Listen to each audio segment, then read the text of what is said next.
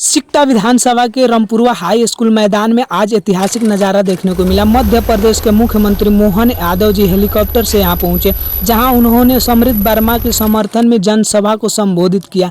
जब मीडिया समृद्ध वर्मा से सवाल किया तो समृद्ध वर्मा जी क्या बोले, गौर से सुनिए।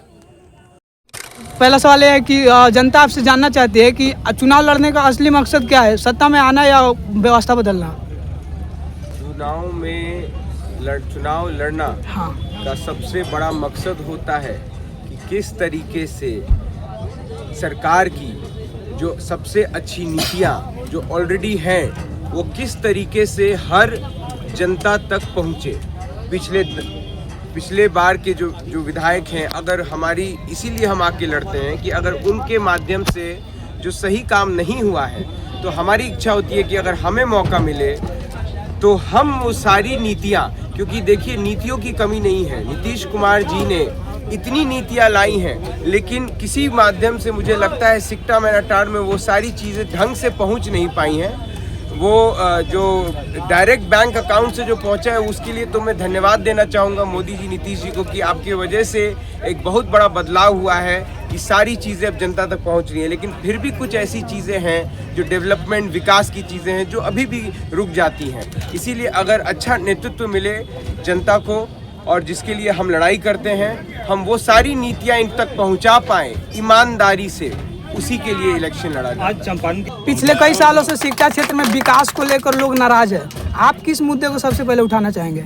मैं सबसे पहले युवाओं को हो, महिलाओं को हो, हर चीज़ सबसे बड़ी चीज़ है महिलाओं की सुरक्षा, महिलाओं को सशक्त करना। जो नीतीश जी नियंत्रण कर रहे हैं उसी पे उनका ध्यान है, आज से नहीं, पिछले 20 साल से। आप देखिएगा आज जो हमारी माएँ बहनें हैं जिनकी उम्र आप देख लीजिए 35 साल, 40 साल, 45 साल है, उनको 20 साल 35 साल पहले साइकिल देने का काम उनको उस समय उनके बचपन में जब वो स्कूल जाती थी उनको सशक्त करने का काम नीतीश कुमार ने किया, तभी वो उस समय पढ़ पाई ढंग से और आज वहाँ है। अब आज उनको वो रोजगार भी देने का काम कर रहे हैं। बिहार में बड़ी इंडस्ट्रीज तो वो ला ही रहे हैं, वरुण बेवरेज हो गया, अदानी हो गया और ना जाने कितनी बड़ी बड़ी कंपनीज लाइन पाइपलाइन में वो मारामारी हो रही है कंपनीज की, हम बिहार आना चाहते हैं। लेकिन नीतीश जी वो तो कर ही रहे हैं, उसके साथ हमारी जो महिलाएं हैं, महिलाओं के हर महिला के घर में एक रोजगार फैक्ट्री खुले, उसका प्रयास हो। और नारा यहाँ पे दिया जा रहा है कि सिकटा का बेटा ही सिकटा का नेता होगा, इसको आप कैसे देखते हैं? क्योंकि बार-बार सिकटा का